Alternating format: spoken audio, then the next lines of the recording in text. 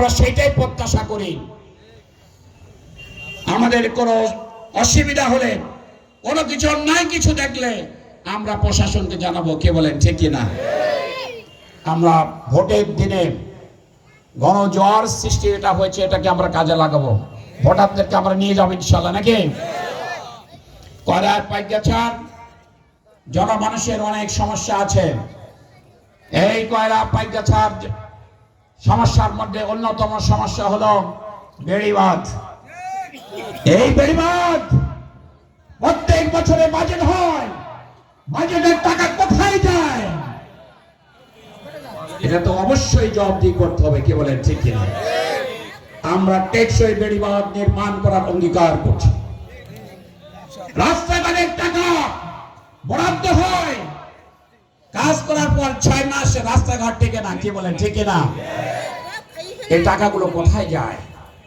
আমরা রাস্তাঘাট নির্মাণের কথা বলেছি, আমরা সুপেয় পানির কথা বলেছি, আর এই কয়রাকে আমরা পৌরসভা মানে আমরা উন্নীত করব ইনশাআল্লাহ।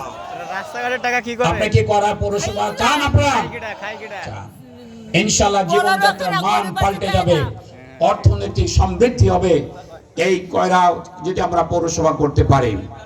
এরপরে আমরা যুবকদের জন্য প্রশিক্ষণ দিয়ে তাদেরকে আমরা খেলার মাঠ আমরা করে দেব, তারা খেলা করবে, শরীর চর্চা করবে।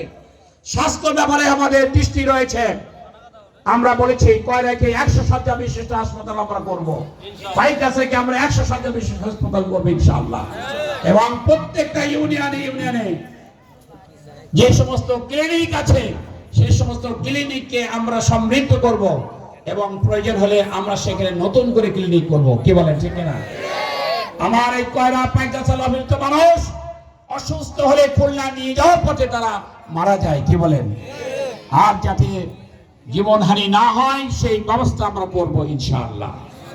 আমরা আগামী দিনে যে অঙ্গীকার করছি ইনশাআল্লাহ আপনাদের ভোটে নির্বাচিত হলে আমরা সেই অঙ্গীকার পূরণ করব ইনশাআল্লাহ।